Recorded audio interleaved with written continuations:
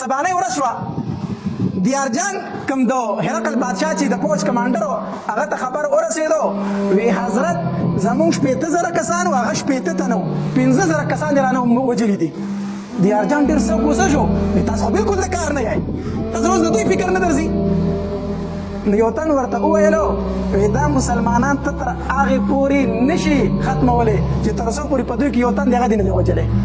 یو تن دی پکې خالد بن ولید تی نوم دی تر څو چې د هغه نه دی ختم کړی ته دا مسلمانان نشي ختمولی نو څنګه به یې وجلمه وی قید یې که ګرفتار یې که نو گرفتار کوم به یې څنګه کس سره مشوره وکړه وی ګرفتار یې داسې که چې هغه ډېر زیات بهادر دی ډېر زیات غیرتي دی ته پسې کس ولېږه ورته ووایه چې دیارجان وایي چې موږ د خالد بن ولید په لاس باندې روغه کوو نو هغه دومره بهادر دی چې هغه تاله دلته رارسي نو چې دلته راشي نو ګرفتار به کړي وبه وجني دوکه ورسره وکړه دیارجان وی دا ټیک ته دا جبیل الله ابن سهیم غسانی دا کوم مرتد شوی کس چې و دلته وی لاړ شه او هغوی ته ووایه چې موږ د خالد بن ولید په لاس باندې روغه کوو هغه راغی چغه یې وویله نو ابو عبیده رضی الله تعالی مخې ته ووتو ستاسو د مسلمانانو مشر څوک دی ابو عبیده رضی الله تعالی ته ویل زه یم ستاسو نوم دی زما ابو عبیده وی ته نه بل تن دی ستاسو د پوځ مشر څوک دی وی خالد بن ولید وی هم دغه یادومه هرقل بادشاه چې موږ دغه په لاس روغه کوو خالد بن ولید زما په لاس روغه کوي او زه روغې ته تیار یم وی څنګه روغه کوي وی هغه دې هلته غواړي و چې راشه خالد بن ولید اس ته وختو ابو عبیده رضی الله تعالی ته فرمایلو وی موزه شهید کوي دی راله دوکه در سره کوي موزه نو خالد بن ولید وی یا خو به ما شهید کړو یا به خپل 15 ملګري راولم یا به ما شهید کړو یا به خپل 15 ملګري سمه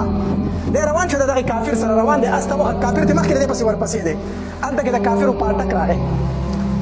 ځکه اخو لس لکه پوځ پروت دی که نه چې د کافرو پاټک راغی هغې ورته ویل د اس نه راکوز شه مخکې دیارجان بادشاه ناست دی دا بېادبي ده چې ته په اس باندې ورځې راکوز شه ښکته خالد بن ولید وي زه میلمه یم او د میلمه خلک بېعزتي نه کوي تاسو ما د اس نه کوزوئ دا خو زما بېعزتي ده مونږ خو دا میلمه ډېر عزت کوو تاسو زما بېعزتي کوئ دا زه جبیل الله بن سهیم غساني ورسره و هغې پاټک هغې پوځیان ورته وایي مونږ خو رومیان یو مونږ ته خو پته نشته شته ستاسو داسې رواج دی نو جبیل الله بن سهیم ورته وایي او مونږ عرب د میلمه بېعزتي نه کوو وایي صحیح ده مخکې ځئ په اس باندې ځه د پرېښود چې لږ مخکې لاس بل پاټک راغی هغې ورته وایي راکوز شه وایي نه کوزېږم تاسو میلمه بېعزتي کوئ بهرحال هغه ډېر ظالمانو دی د اس نه راکوز کړو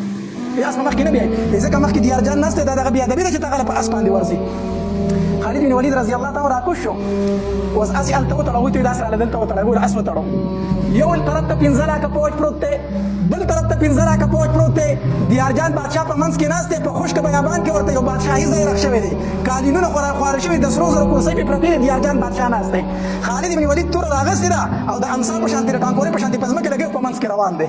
دا توره په ځمکې لګوي روان دی چې دا څنګه انسان دی هغې خالد بن ولید ډېر پېژندو ځکه یو ځل د 15,000 کافر په یو لاس مردار کړي وو خالد بن ولید په یو لاس 15,000 کافر مردار کړي وو نو هغې چې ولیدو چې موږ دا پوځ شاته لېږو مرداري کې دا څنګه سړی دی او خالد بن ولید د ملنګ په شانتې روان دی توره په ځمکه لګوي او روان دی پوځ ورته یو خوا بل خوا ګوري دیارجان بادشاه له چې ورسېدو هغه ځان ته بله د سرو زرو کرسۍ ایښې وه درته یې ویې کښېنه په دې کرسۍ کښېنه خالد بن ولید چې لته اوچته کړه کرسۍ پې والا خوا ورته وکړه کرسۍ پرته والا دیارجان بادشاه درته وایي موږ درته عزت درکوو ته پخپله د ځان بېعزتي کوئ موږ درته وایي د سرو زرو په کرسۍ کښېنه ته پرته والا سره زمونږ دپاره عزت دی خو په دنیا کې نه په جنت کې او په دنیا کې د مسلمان دپاره د سرو زرو ګوتۍ نشي استعمالولی نو په کرسۍ به یې څه کښېني الله دې زمونږ په حال رحم وکړي زمونږ د سړو نه اوس ښځې رخ شوي دي سړي نه به په کویدن کې د سرو زرو ګوتۍ وړي د ده نه یې ځانله ښځه رخ کړي دي داسې ده که داسې نه ده هلک نه د سرو زرو ګوتۍ وړي وایي دا ښځه ده دا وې ده کو چې کوم د بې غیرتوب رسم هغه په مونږ کې موجود دي هلک د سرو زرو ګوتۍ د سره په لاسه وړی نشي دا حرامه ده د خالد بن ولید هغه کرسۍ پلته ووله موږ له په دنیا کې د سرو زرو ګوتۍ استعمال جایز نه تاسو راته سرو زرو کرسۍ ږدئ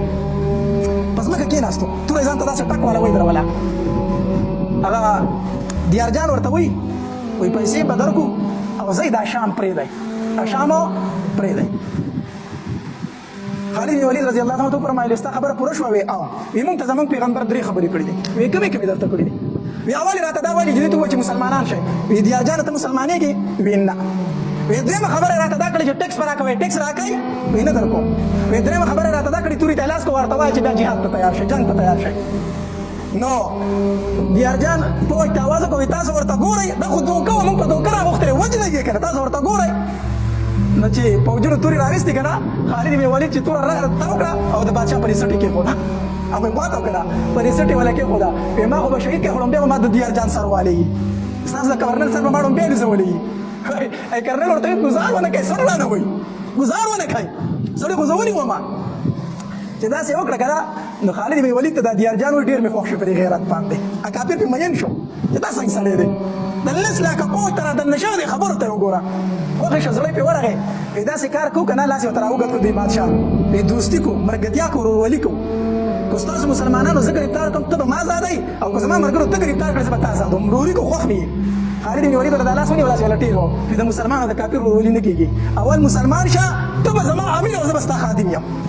زه به دې خپلو ته ناست یم اول مسلمان شه دیارجان ته یې مسلمانېږم خو نه بیا دیارجان بادشاه د خپل سر ته لاس کړو یو خوړ یو ټوپۍ په سر و پای کې ملغلرې پیلې شوې وې هغه یې ورله ورکړه وایي دا ټوپۍ په هدیه کې واله او ما له د خپلې ټوپۍ په هدیه کې راکړه دا به زما سره ستا د لاس نه ښایي خالد بن ولید د خپل سر نه هغه ټوپۍ ته لاس کړو ور یې ولکړه وایي دا واله تا سره زما د لاس نښه شوه او ته کافر یې زه ستا ټوپۍ نه اخلم زه د کافرو هدیې نه قبلوم هغې پای کې ملغلرې لګېدلې وې نو دیارجان بادشاه وایي دا څه عجیبه سړی دی په وایي ته یې وایي په ده به ګزار نه کوئ دا زما میلمه دی دی به خپل ځای ته بلکل روغ رمټ واپس کوئ روغ رمټ به خپل ځای ته په ویښته وله ونه بلسئ خو ده ما له خپله ټوپۍ هدیه راکړه او زما هدیه نه قبلوي وایي د ده زما سره 15 کسان ګرفتار دي هغه ورله زه په تحفه کې ورکوم 15 کسان چې ما سره کوم ګرفتار دي هغه ورله په تحفه کې ورکوم او هغه ورسره ملګري کوي خالد بن ولید د خپلو 15 صحابه کرامو نه مخکې را روان دی توره په ځمکه باندې لګوي را روان دی د کافرو د لښکرو نه راووتو چې د صحابه کرامو نظر پرې ولګېد د صحابه کرامو د نری تکبیر د الله اکبر چغې کړې په الله اکبر په لا اله الا الله او په نبي علیه الصلاة والسلام په درود شریف سره په لوړ اواز باندې چغې شروع کړې 2,000 صحابه کرامو اواز شروع کړ څومره په تیزه چغې شروع کړه یو روایت کې راځي وایي حتی جوابته الجبال حتی تر دې پورې چې غرونو ولم جواب ورکو غرونو جواب دا چې کله سړی تیز اواز د غرونو په خوا کې وکړي نو انګازه لاړه شي بیا ته واپس راځي د غرونو نه انګازې رالې د الله اکبر د لا اله الا الله او د درود شریفو د دې حدیث نه دا معلومیږي چې په لوړ اواز سره ته ذکر کولی شي په لوړ اواز سره ته درود شریف ویلی شي دا د 2,000 صحابه کرامو عمل دی هغې ته الله اکبر لا اله الا الله الصلاة والسلام على رسول الله دی په لوړ اواز وي 2,000 صحابه کرام دي دا چغې کړې دی وویلو خالد بن ولید رضی الله تعالی خپل لښکر ته راورسېدو